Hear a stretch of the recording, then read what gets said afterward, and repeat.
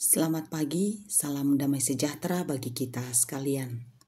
Mari bersama-sama kita bersekutu dengan Tuhan, membaca firman Tuhan, dan merenungkan firman Tuhan di pagi hari ini.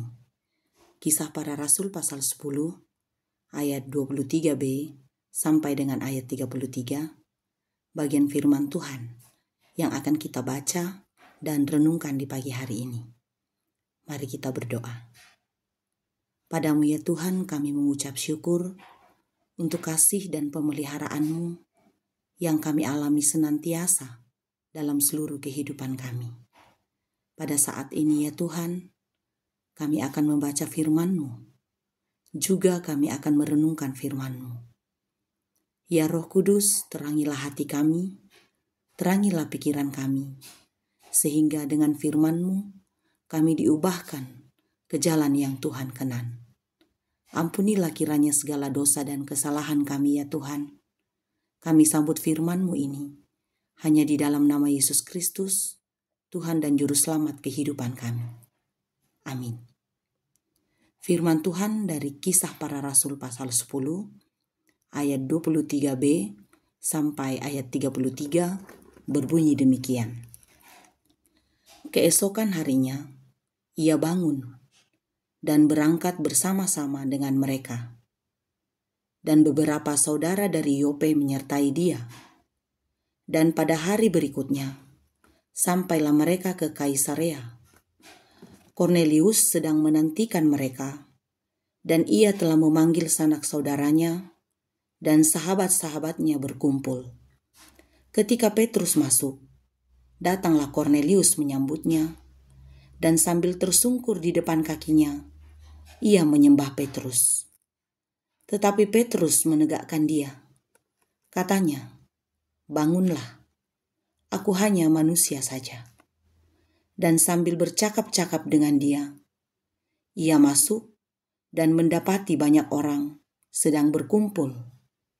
Ia berkata kepada mereka, "Kamu tahu betapa kerasnya larangan bagi seorang Yahudi untuk bergaul dengan orang-orang yang bukan Yahudi atau masuk ke rumah mereka. Tetapi Allah telah menunjukkan kepadaku bahwa aku tidak boleh menyebut orang najis atau tidak tahir. Itulah sebabnya aku tidak berkeberatan ketika aku dipanggil lalu datang kemari. Sekarang aku ingin tahu, apa sebabnya kamu memanggil aku?" Jawab Kornelius, 4 hari yang lalu, kira-kira pada waktu yang sama seperti sekarang, yaitu jam 3 petang, aku sedang berdoa di rumah. Tiba-tiba ada seorang berdiri di depanku, pakaiannya berkilau-kilauan, dan ia berkata, "Kornelius, doamu telah didengarkan Allah, dan sedekahmu telah diingatkan di hadapannya. Suruhlah orang ke Yope untuk menjemput Simon yang disebut Petrus. Ia sedang menumpang di rumah Simon, seorang penyamak kulit yang tinggal di tepi laut. Karena itu, segera kusuruh orang kepadamu, dan dengan senang hati engkau telah datang. Sekarang kami semua sudah hadir di sini, di hadapan Allah, untuk mendengarkan apa yang ditugaskan Allah kepadamu." Amin firman Tuhan. Tema renungan kita di pagi hari ini, dampak persekutuan dengan Tuhan. Setidaknya ada 2 nama manusia yang muncul dalam bacaan ini sebagai pemeran utama, yakni Kornelius dan Simon Petrus. Dalam Kisah Para Rasul pasal 10 ayat 1 dan 2, kita dapat mengetahui dan mendapat keterangan tentang seorang yang bernama Kornelius. Di Kaisarea ada seorang yang bernama Kornelius.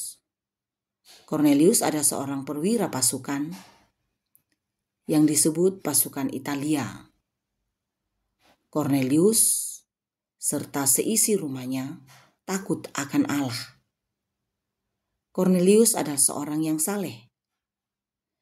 Dan dari bacaan kita ini, di ayat 30 diceritakan, jika Kornelius berdoa pada Tuhan, dan pengalaman iman yang luar biasa dialaminya oleh malaikat Tuhan.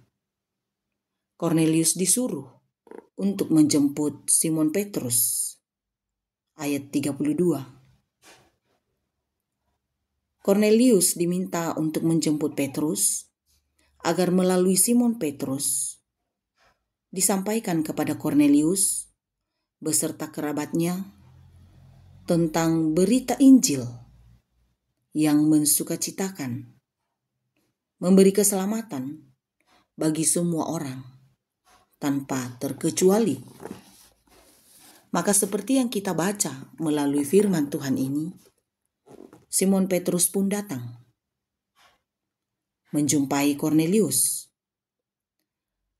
Kepadanya disampaikan seperti yang ditugaskan Allah kepada Simon Petrus. Hal ini tentu juga menjadi pengalaman iman bagi saya dan kita semua tentang bagaimana bersekutu dengan Tuhan. Bahwa dalam persekutuan dengan Tuhan, apapun tidak akan pernah menghalangi kita mengungkapkan segala apapun sehubungan dengan keberadaan setiap orang. Melalui Kornelius dalam bacaan ini, kita tahu bahwa padanya hikmat Tuhan dinyatakan. Perkenaan Tuhan dinyatakan bagi Kornelius, terutama tentang berita keselamatan. Bahwa keselamatan di dalam Yesus Kristus tidak terbatas oleh apapun. Siapapun boleh mengalami keselamatan di dalam Yesus Kristus. Siapapun boleh mendengarkan berita sukacita di dalam Yesus Kristus. Serta siapapun dapat dipakainya menjadi saluran pemberita untuk mengenal karya dan kuasanya dalam dunia ini. Persekutuan dengan Tuhan adalah hal mendasar dalam seluruh kehidupan setiap orang. Namun pun demikian, ada orang yang sungguh-sungguh dalam kerendahan hati membawa segenap hidup kepada Tuhan, seperti Kornelius dalam bacaan ini. Namun tak jarang juga kita jumpai, ada juga orang yang seolah-olah dalam tanda petik seperti sebuah topeng, seolah-olah menjadi sebuah sarana demi kepentingan tertentu. Mari belajar dengan sikap Kornelius dalam bacaan ini, bahwa persekutuannya dengan Tuhan dalam kesalehannya sangat berdampak dalam kehidupannya. Pengalaman iman Kornelius juga menjadi pengalaman iman bagi saya dan kita semua untuk memaknai dan memahami betapa Tuhan menjumpai setiap orang bukan karena seseorang itu dipandang dalam berbagai posisi dalam dunia ini, namun oleh kerendahan hati kepada Tuhan dan kepada siapa Tuhan berkenan akan semua itu. Jika Tuhan berkenan kepada Kornelius dalam bacaan ini, itu karena Kornelius dalam keseriusannya datang ke hadirat Tuhan, membawa seluruh keberadaannya dan segala kerinduan di hadapan Tuhan. Dalam perkenaan Tuhan, diutuslah hambanya, yaitu Simon Petrus, menjumpai Kornelius dan seisi rumahnya untuk mendengarkan berita sukacita di dalam Tuhan. Mari membuka diri untuk bersekutu dengan Tuhan, supaya kita pun dapat mengalami pengalaman iman yang luar biasa seperti yang dialami oleh Kornelius. persekutuan dengan Tuhan menjadi babak baru dalam hidup kita untuk diubahkan olehnya. Kita tidak akan pernah mengalami perubahan di dalam Tuhan jika kita tidak bersekutu dengannya. Bahwa dalam persekutuan dengan Tuhan, tak ada yang sia-sia, tak ada yang mustahil. Bahwa persekutuan dengan Tuhan membawa pada kehidupan yang lebih baik untuk memperoleh kehidupan yang kekal di dalam Yesus Kristus Tuhan kita. Biarlah kasih setia Tuhan dengan kuasa-Nya memampukan kita untuk hidup bersekutu dengannya saja, melakukan segala yang terbaik seturut dengan kehendak-Nya. Roh Kudus menuntun hidup kita. Amin. Mari kita berdoa. Segala puji, hormat, dan syukur kami naikkan kepadamu ya Tuhan, bahwa oleh kasih karunia-Mu lah kami boleh menjalani seluruh kehidupan ini. Terlebih ya Tuhan, kami dianugerahi waktu sejenak membaca firman-Mu dan merenungkan firman-Mu. Roh Kudus kiranya menyempurnakannya bagi kami ya Tuhan, untuk juga bersekutu dengan-Mu.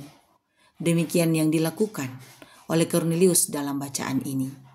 Betapa rindu kami ya Tuhan, juga mengalami pengalaman iman seperti yang telah dialami oleh Kornelius. Biarlah semua itu juga menjadi bagian hidup kami. Kami menaruh harap hanya padamu Tuhan, untuk seluruh hidup yang Tuhan perkenankan bagi kami, untuk setiap tanggung jawab yang Tuhan perkenankan bagi kami, baik dalam rumah kami masing-masing, dalam persekutuan kami, di tempat kerja kami, di tengah-tengah masyarakat, ataupun dalam keluarga besar kami. Pakai kami Tuhan, untuk melayani-Mu sejauh yang Tuhan kenan dalam seluruh kehidupan kami. Mampukan kami Tuhan, perlengkapilah kami dengan segala hal yang kami butuhkan, karena kami tahu dan kami percaya Tuhan yang akan menyempurnakan segala sesuatu dalam hidup kami, seperti yang Tuhan kenan sendiri. Kami berdoa kepadamu ya Tuhan, untuk setiap umat-Mu yang menyeru kepadamu. Dalam kelemahan tubuh kiranya Tuhan sembuhkan. Dalam duka cita kiranya Tuhan kuatkan dan hiburkan. Dalam usia yang telah lanjut kiranya senantiasa disukacitakan oleh Tuhan. Yang boleh menikmati usia karunia Tuhan, kiranya disempurnakan ucapan syukur yang dinaikkan kepadamu. Dalam masa pertumbuhan, dalam masa pendidikan, dalam segala harapan, kiranya Tuhan memperkenankan semua itu boleh dialami dalam seluruh kehidupan setiap umat-Mu yang menaruh harap kepadamu. Kami juga berdoa kepadamu Tuhan, bagi bangsa-bangsa di dunia ini. Berkenanlah ya Tuhan mengaruniakan kedamaian bagi dunia ini. Demikian ya Tuhan kami berdoa untuk bangsa dan negara kami. Damai sejahtera-Mu menaungi senantiasa, mengaruniakan kemampuan kepada semua pemimpin kami, baik dalam lingkup gereja, juga dalam lingkup pemerintah, sehingga boleh terus memimpin kami ke jalan yang Tuhan kenan.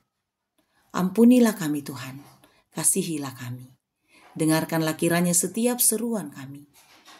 Kami menaruh harap hanya padamu saja. Di dalam nama Yesus Kristus Tuhan dan Juru Selamat, kami berdoa kepadamu. Amin. Selamat beraktivitas bagi kita sekalian. Tuhan Yesus memberkati kita.